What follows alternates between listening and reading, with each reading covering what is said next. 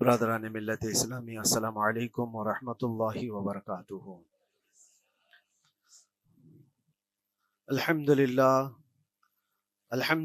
الحنان المنان الذي خلق الانسان وعلمه البيان، والصلاة والسلام على رسوله سید الانس والجان وعلى آلہ واصحابہ ذوی الخیر والاحسان، اما بعد فاعوذ باللہ من الشیطان الرجیم، بسم اللہ الرحمن الرحیم۔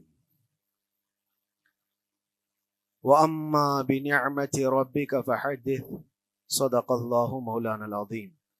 بارگاہ رسالت معاذ صلی اللہ علیہ وسلم میں درود پاک کا ہدیہ پیش کریں۔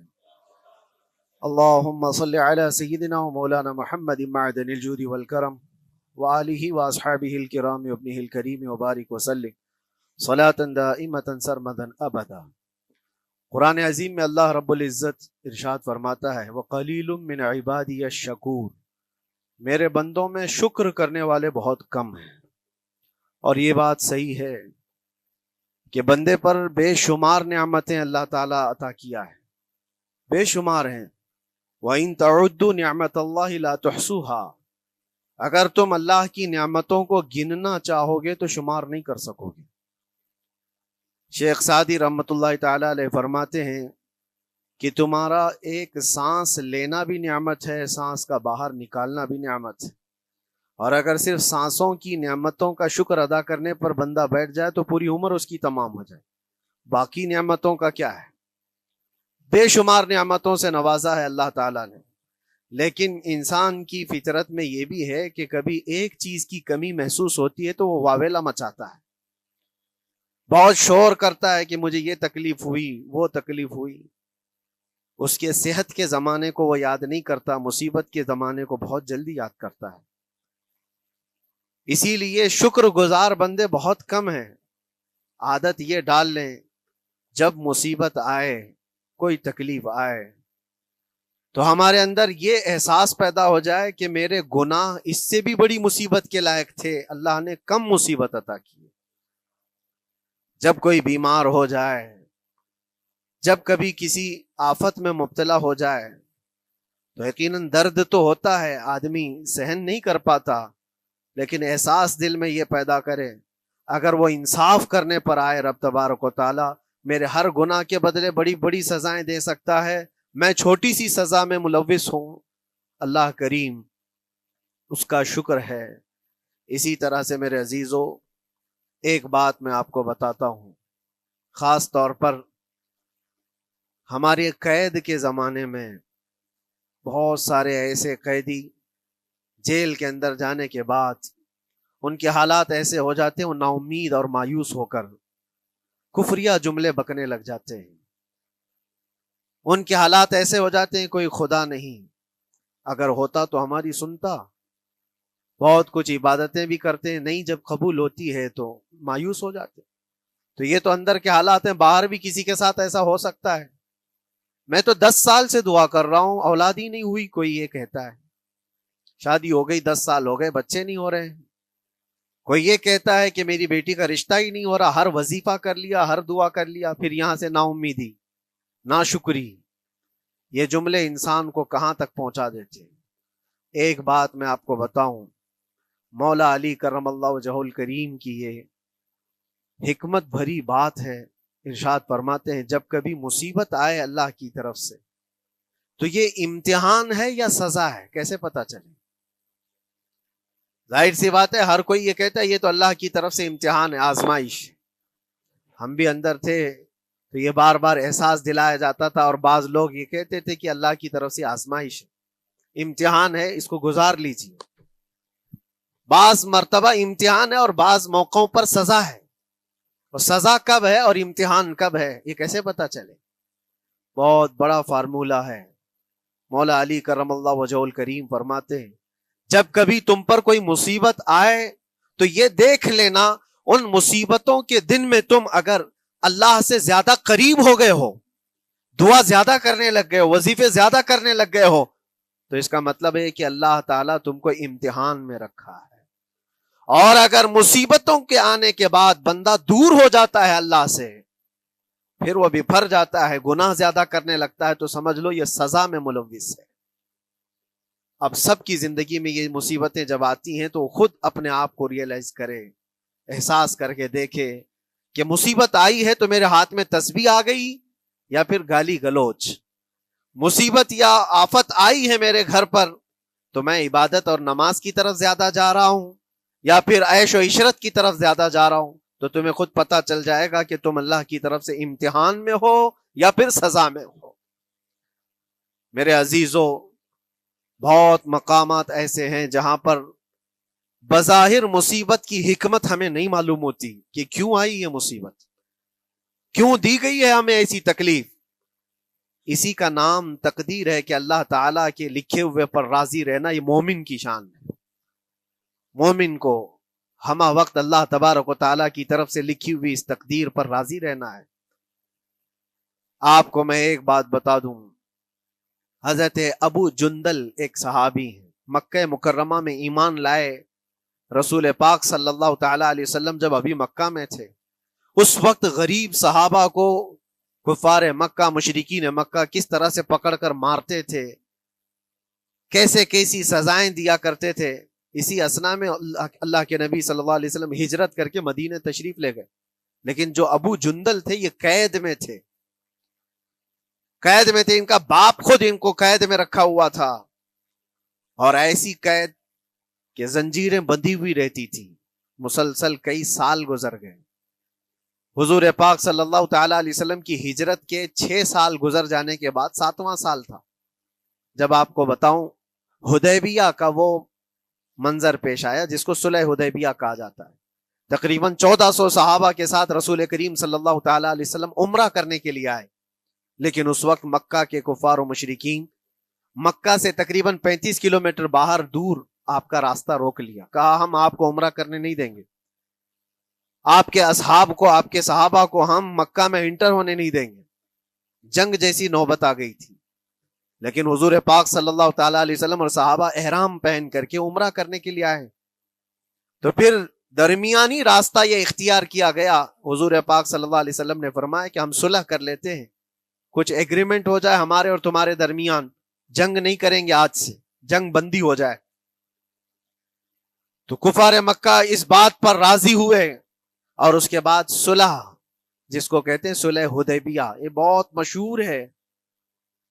صلح حدیبیہ ہوئی، اس میں سارے پوائنٹس جو لکھے گئے تھے ایگریمنٹ کے اندر وہ سب مکہ والوں کی حمایت میں زیادہ تھے، دبا کر کے انہوں نے صلح کی تھی اس طرح سے ان کے زوم کے مطابق، یعنی اگر کوئی مکہ سے بھاگ کر مدینے جائے تو انہوں نے ایگریمنٹ میں لکھایا تھا کہ آپ کو وہ شخص ہمیں واپس کرنا پڑے گا، اور اگر مدینے سے کوئی بھاگ کر ہمارے پاس آئے تو ہم اس کو اپنے پاس رکھیں گے، ہم باہر واپس نہیں بھیجیں گے۔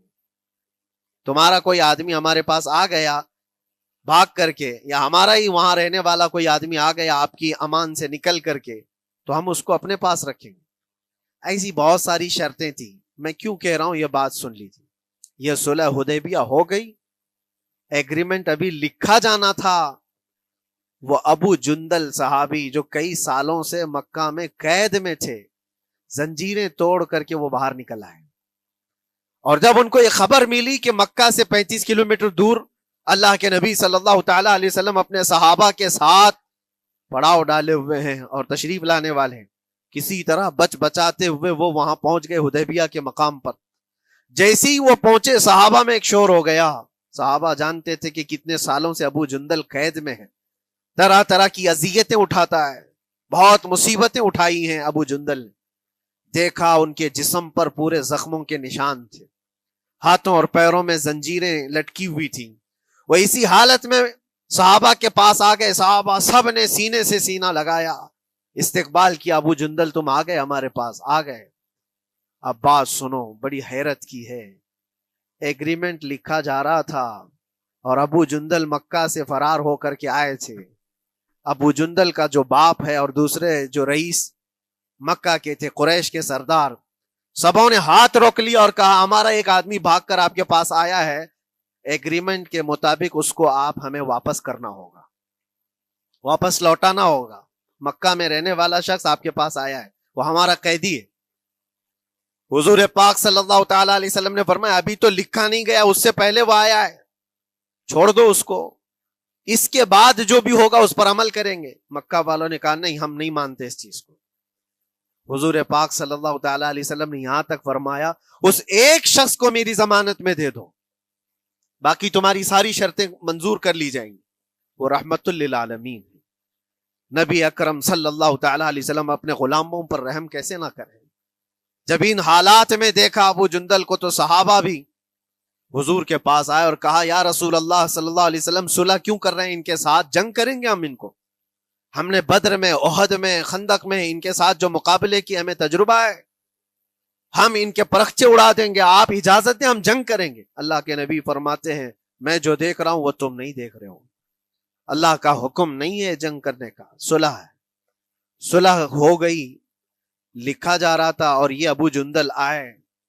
اب جب حضور پاک صلی اللہ تعالی علیہ وسلم نے فرمایا ٹھیک ہے، ایگریمنٹ کے مطابق ابو جندل کو مکہ واپس بھیجنا پڑے گا، اتنا فرمایا تھا حضور نے، ابو جندل دھاڑے مار مار کر رونے لگے اور صحابہ کو جا کر کے اپنے زخم دکھانے لگے کہ دیکھو مجھے واپس بھیجا جا رہا ہے، مجھے واپس بھیجا جا رہا ہے۔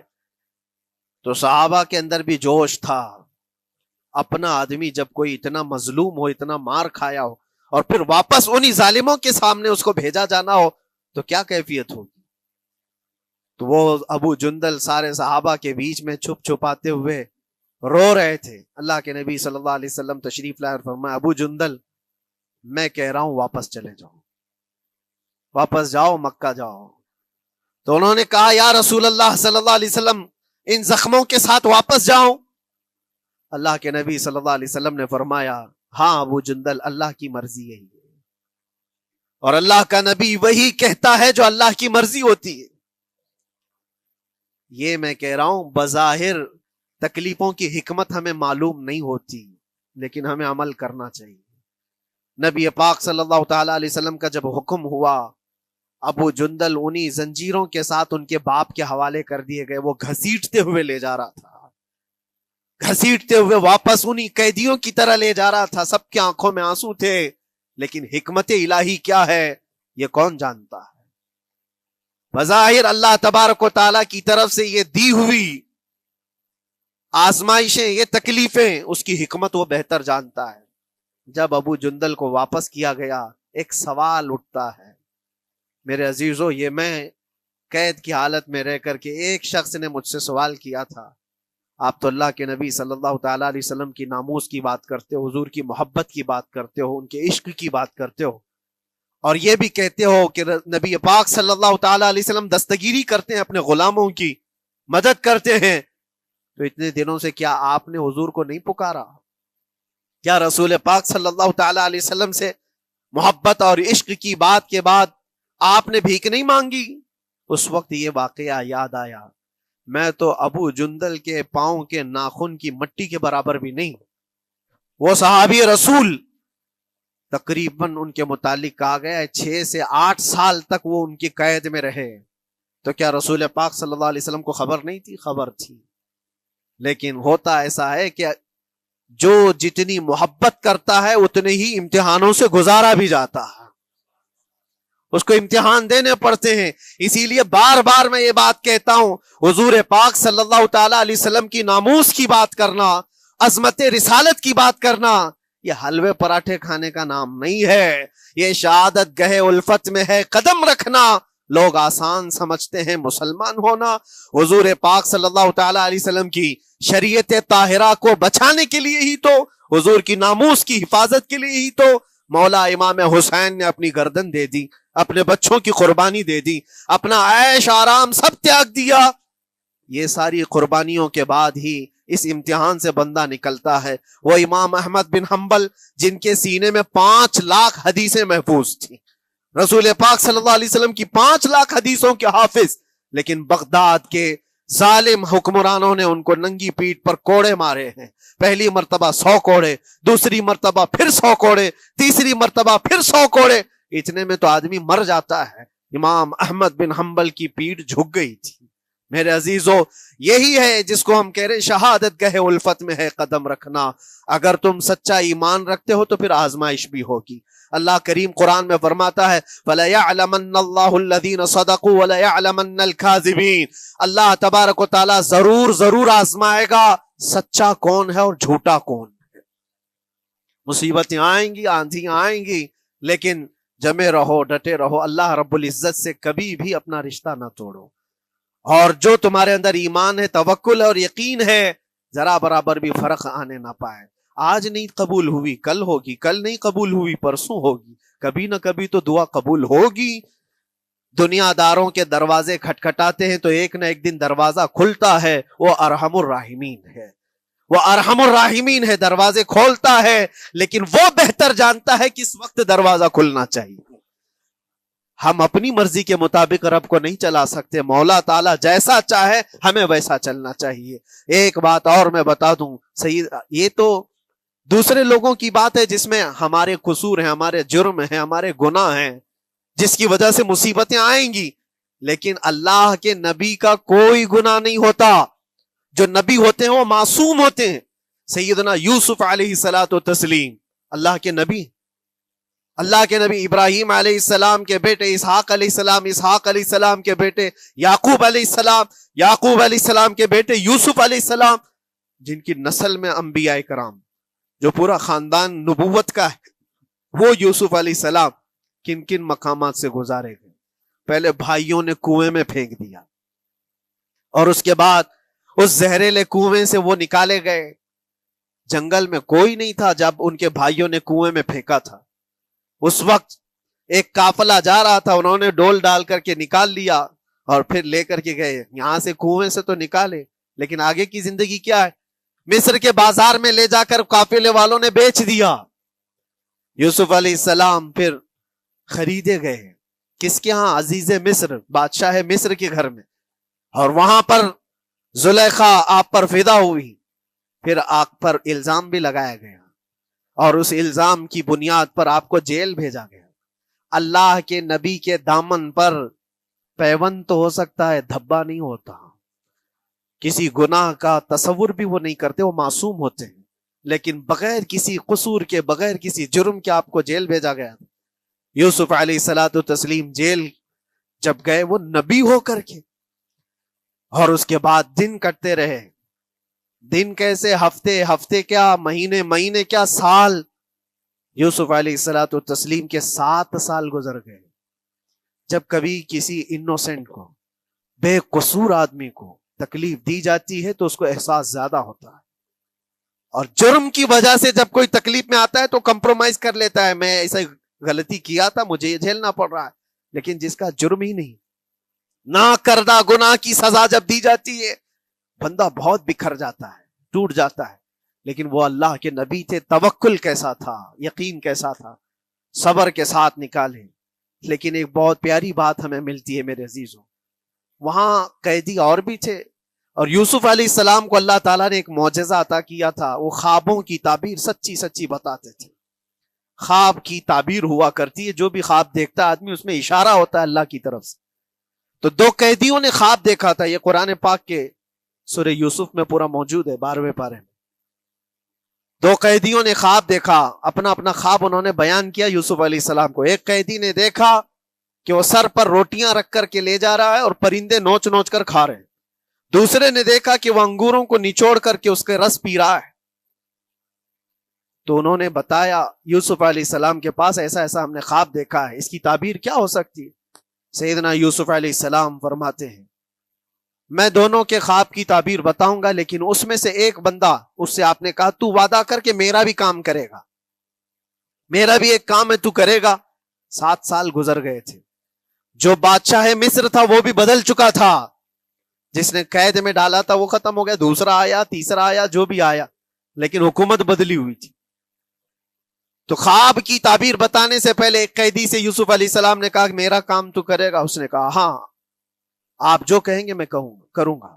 تو سنو، تعبیر یہ ہے، جس کے سر پر روٹیاں رکھی ہوئی اور کوے کھا رہے تھے یا پرندے کھا رہے تھے، اس کی تعبیر یہ ہے کہ عنقریب تجھ کو موت کی سزا سنائی جائے گی۔ وہ غمگین تھا۔ دوسرے سے کہا تو انگور کے رس نچوڑ کر پی رہا تھا، تیرے خواب کی تعبیر یہ ہے کہ عنقریب تجھ کو رہا کر دیا جائے گا۔ تو آزاد ہوگا، اور تجھ سے ہی میرا کام یہ ہے کہ آزاد ہو کر جائے گا تو تو موجودہ وقت کے جو بادشاہ ہے، شاید اس کی فوج میں شامل ہو جائے یا اس کے سپاہیوں میں یا وزیروں میں، تو میری یہ بات اس تک پہنچا دینا، پچھلے 7 سالوں سے بے گناہ بے قصور ایک قیدی اندر ہے، اس کو آزاد کر دیا جائے، اس کو آزاد کر دیا جائے۔ اس نے کہا بالکل، اگر میں چھوٹا تو آپ کا ایک کام ضرور کروں گا۔ سنیے بات، چند دن نہیں گزرے تھے کہ اس ایک قیدی کو موت کی سزا ہو گئی، اس کو موت کی سزا سنائی گئی اور پھانسی ہو گئی۔ دوسرا یہ جو قیدی جس کو آپ نے رہائی کی خوشخبری دی تھی، اس کی بھی رہائی کی خوشخبری آ گئی، وہ آزاد ہو گیا۔ لیکن قرآن پاک میں ہے، آزاد ہو کر جب جاتا ہے آدمی تو پچھلا بھول جاتا ہے۔ اکثر ایسا ہی ہوتا ہے، کیا جیل کے دوست کون تھے کیا تھے کچھ پتا نہیں، اور آدمی تو یہ سوچتا ہے دوبارہ کبھی ادھر کے دروازے کو بھی نہ دیکھو، آیا اور بھول گیا۔ یوسف علیہ السلام نے جو کام دیا تھا وہ بھول گیا، یہاں تک کہ قرآن میں اللہ فرماتا کئی سال گزر گئے، 1-2 دن نہیں، سالوں گزر گئے، اور وہ بادشاہ کی فوج میں شامل تھا یا بادشاہ کے مصاحبین میں شامل تھا، قریبی لوگوں میں۔ ایک زمانے کے بعد مدت ہوئی، اور اس وقت سوچیے آپ کتنا وقت حضرت یوسف علیہ السلام نے کاٹا ہوگا۔ ایک دن آپ بے اختیار رو پڑے اللہ کی بارگاہ میں۔ یہ میں آپ کو بتا رہا ہوں، کبھی کبھار انسانی فطرت کا تقاضا ہے، اللہ تبارک و تعالیٰ کی بارگاہ میں رو پڑے اور کہا اے رب العالمین، اے ارحم الراحمین، یہ دن کب ختم ہوں گے؟ یہ جس طرح سے مجھے جیل کی سلاخوں کے پیچھے بند کیا گیا ہے، ان مصیبتوں سے کب آزادی ہوگی میرے مولا یا ارحم الراحمین؟ جواب رب تعالیٰ کی طرف سے آیا، یہ ہمارے اور آپ کی بات نہیں ہے، یہ اللہ کے نبی کی بات ہے۔ اب سنو، یوسف علیہ السلام کو جواب آیا، اے یوسف، جب تجھے جیل سے نکلنا ہی تھا، تجھے باہر جانا ہی تھا، تو دنیا کے بادشاہ کے پاس سامنے کیوں ریکویسٹ رکھا، میرے سامنے رکھ دیا ہوتا۔ اللہ اکبر، یہ توکل کا اعلیٰ درجہ ہے۔ اتنی مصیبتوں کے بعد بھی تم نے اس سپاہی کو کیوں اپنا قاصد بنا کر بادشاہ کے سامنے بھیجا کہ میری آزادی ہو جائے؟ یوسف علیہ السلام بہت روئے، سجدے میں گر کر کے مولا مجھے معاف کر دے، اور میرے ہر شے کا تو مالک ہے، اب میں زندگی بھر قید میں رہوں یا آزاد رہوں یہ تیری مرضی پر ہے۔ میرے عزیزو، پھر یوسف علیہ السلام کے ساتھ کیا ہوا؟ بادشاہ نے خود ایک خواب دیکھا اور وہ پریشان تھا، خوابوں کی تعبیر کوئی بتا نہیں رہا تھا۔ تب اس قیدی کو چھوٹے ہوئے کو یاد آئی بات کہ جیل میں ایک آدمی ہے جو سچی تعبیر بتاتا ہے۔ پھر اس نے بادشاہ سے کہا ایک قیدی بہت شریف اور صالح ہے، وہ سچی تعبیر بتائے گا، آپ کہے تو میں اس کو لے آؤں، اور اس نے مجھے یہ کہا بھی تھا کہ اس کو آزاد کرنا ہے، آپ کے پاس ریکویسٹ رکھنی ہے کہ وہ بے قصور قید میں ہے۔ بادشاہ نے معلومات حاصل کی اور اس کے بعد پروانہ دے دیا کہ اس قیدی کو آزاد کیا جائے جس کو بے قصور رکھا گیا ہے، اور میرے خواب کی تعبیر بتائی جائے۔ یوسف علیہ الصلوۃ والتسلیم کو لوگ آئے لینے کے لیے۔ اب یہاں منظر اور ہے میرے عزیزوں، کہا کہ بادشاہ نے خواب دیکھا، اس کی تعبیر بتائے۔ آپ نے تعبیر تو بتا دی کہ کیا ہونے والا ہے اگلے 7 سالوں میں بادشاہ کے ساتھ، یہ ساری تعبیر بتائی، لیکن جب آزاد کرنے کی بات آئی تو آپ نے کہا رہنے دو، اب مجھے قید میں رہنے دو، اس لیے کہ آپ کو یہ احساس ہوگا کہ میں بادشاہ کے پاس کیوں رکھا ہے اس مقدمے کو۔ لیکن بعد میں بادشاہ اور اس کے مصاحبین اور اس کے وزیر آپ کو اصرار کرتے ہوئے لے گئے اور لے جا کر کے سیدھے وزیر اعظم کے تخت پر بٹھا دی، سیدھے وزیر اعظم کے تخت پر بٹھا دیا۔ پھر رب تبارک و تعالیٰ نے فرمایا اے یوسف، جب تک ہم چاہیں تب اندر رہے گا آدمی، اور جب ہم چاہ لیں باہر تو پھر اپنی مرضی سے کوئی اندر بھی نہیں رہ سکتا۔ حقیقت ہے میرے عزیزو، جب مصیبتوں کے ختم ہونے کا وقت آئے پھر پوری دنیا کھڑی ہو کر کے بھی تم کو مصیبت نہیں دے سکتی۔ تکلیف نہیں دے سکتی. اور رب تبارک و تعالیٰ نے فرمایا وَإِن يَمْسَسْكَ اللَّهُ بِضُرٍّ فَلَا كَاشِفَ لَهُ، اگر تم کو اللہ کی طرف سے کوئی مصیبت آئے تو کوئی اس کو ہٹانے والا نہیں ہے. وَإِن يَمْسَسْكَ اللَّهُ بِخَيْرٍ فَلَا رَادَّ لِفَضْلِهِ، اور اگر اللہ تبارک و تعالیٰ کوئی بھلائی کسی بندے کو دے دے تو دنیا کی کوئی طاقت اس کو روک بھی نہیں سکتی. آج اگر رب تبارک و تعالیٰ ہم کو کوئی مقام اور مرتبہ دے دے، کوئی عزت اور انعام دے دے، سارے کتے بھونکتے رہیں، اس انعام کو کوئی رد نہیں کر سکتا. اللہ تبارک و تعالیٰ کا دیا ہوا فضل اس کو کوئی کاٹ نہیں سکتا، اور اس کی دی ہوئی مصیبت کو کوئی دوسرا ٹال بھی نہیں سکتا. اسی لیے آؤ لگے رہو اسی بارگاہ میں اور عرض کرو کہ مولا مجھ سے جو خطائیں ہوئی ہیں اس کو درگزر فرما دے، اور جس طرح کی بھی تو زندگی دیا ہے یہ تیرا شکر ہے مولا. شکر ادا کرنے کی عادت ڈال لو.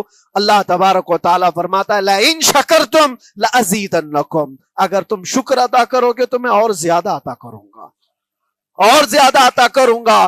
آج اگر تھوڑی سی مصیبت ہے تو شکر ادا کرو کہ مولا بڑی مصیبت تو نہیں آئی ہے، یہ بھی تیرا کرم ہے، تیرا احسان ہے.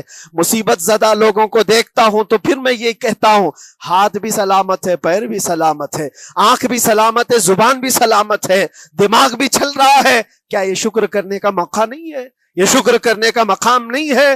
آؤ ہر دن اللہ کا شکر ادا کرو، شکایتیں کم کرو. اللہ تبارک و تعالیٰ کو یہ زندگی پسند ہے.